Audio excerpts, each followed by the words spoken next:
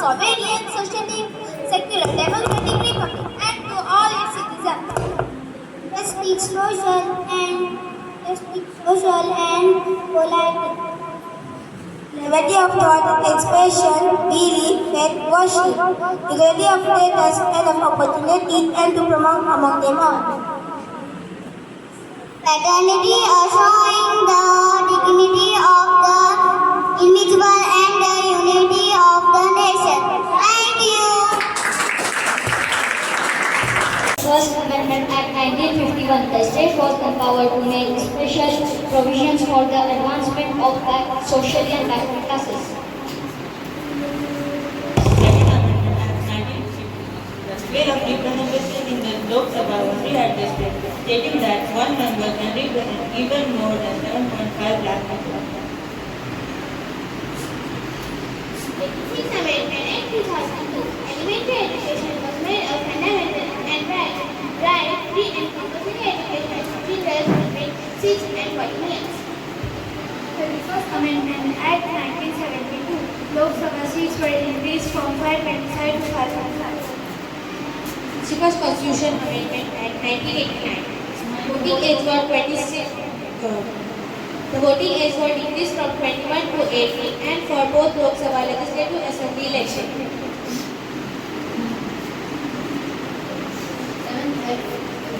7th Amendment Act 1956, the provision of having a common high court for two or more states was introduced. 66th Amendment Act 1990, multi-member National Commission for SC and ST. Multi-member National Commission for SC and ST was established and the office was a special officer. SC and ST and SCs was removed. When this was based, of course, on the fundamental right that every citizen enjoys. The right to equality say everyone is equal, no rich, no poor, no difference. The right to freedom gives us the power to speak, move and live freely anywhere in India. And the right to freedom means we can follow any nature. And don't forget the right against exploitation. It protects children from being forced. And if anyone tries to take away our rights, we have the right of constitutional remedies. This right makes us proud and responsible citizens. Let's know them, respect them, and protect them. Jai Hind!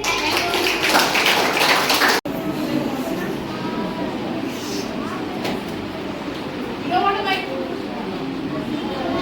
Our fundamental duty. We all have fundamental rights. But do you know what comes with them? Yes, first they got your citizens.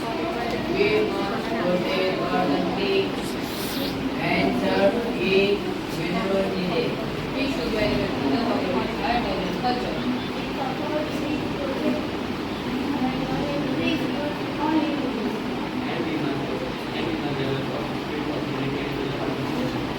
Oh, you are trying to say that we must develop a spirit of unity and live in harmony with everyone.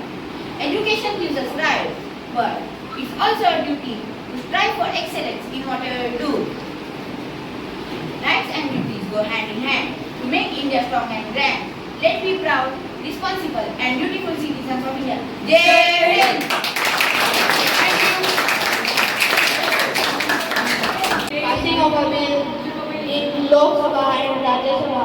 A bill is a proposal for a new law. A bill is a proposal for a new law or an amendment to an existing law. The process of passing a bill in the Indian Parliament takes place in several stages. First reading introduction. The bill is the introduction with the Lok Sabha or Rajya Sabha. Lok Sabha or Rajya Sabha minister or member is called first reading. Second reading introduce and detail. The bill with discuss with detail express their opinion and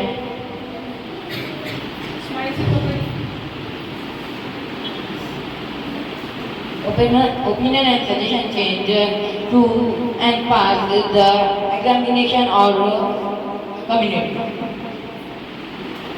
Constitution by the House. After billing passed in one House, Lok Sabha, the billing was to the other House, Rajya Sabha was the same parliament is the following.